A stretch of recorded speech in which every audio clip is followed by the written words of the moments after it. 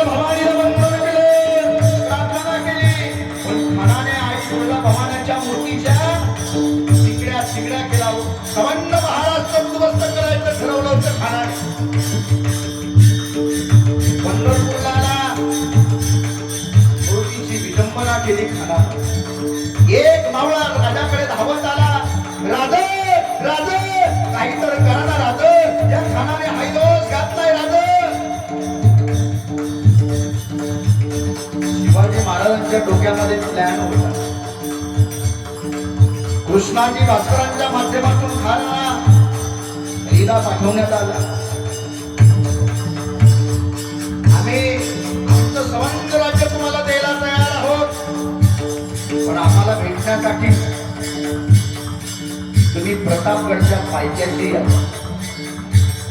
खरं तर छत्रपती शिवाजी महाराज नुसते राजे नव्हते, महाराजे नव्हते, तर छत्रपती शिवाजी महाराज प्रशासन होतं.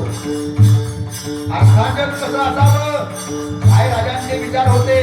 अरे शेतकऱ्यांच्या भाजीच्या देठाला सुद्धा धक्का लागला नाही पाहिजे, हे छत्रपती शिवाजी महाराजांचं प्रशासन होतं. खानाला खलीला दिला, खान भेटीसाठी तयार झाला. आमंत्रण दिलं दिलं दिलं, कुठे यायचं? प्रतापगडाच्या पायथ्याशी.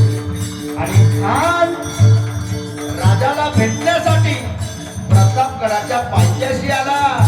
आणि माझ्या छत्रपती शिवाजी महाराजानं खानाचा कोठाला कसा बाहेर काढला ऐका मंडळीनो.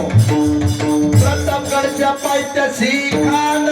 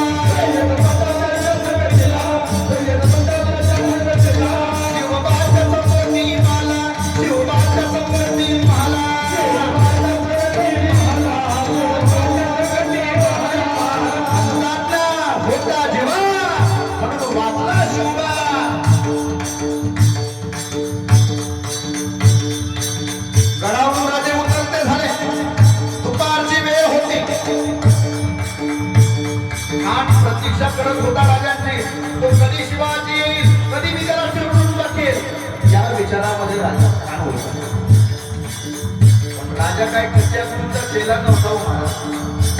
राजाचा करीना कावा खानाच्या लक्षात आला नाही. राजे गडावरून उतरते झाले.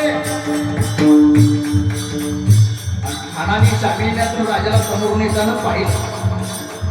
राजे शाबिण्यामध्ये आले. 5.5 फूट उंचीचे टेकडे, रुबाबदार सरळ नाक.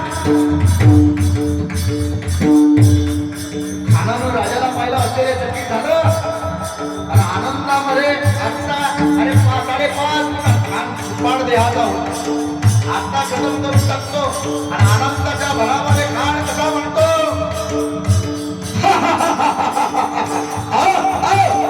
शिवाजी हमारे घरे लग जाए हसरी खान हाक मारी तो हसरी खान हाक मारी तो हसरी खान हाक मारी तो हसरी खान हाक मारी तो हसरी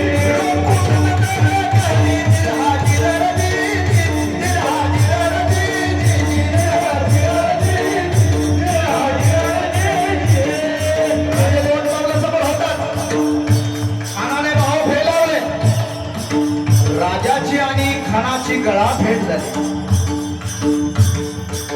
ऊस बदलल्या गेली आणि खानाने दगा केला मंडळी खाली दाबी मारली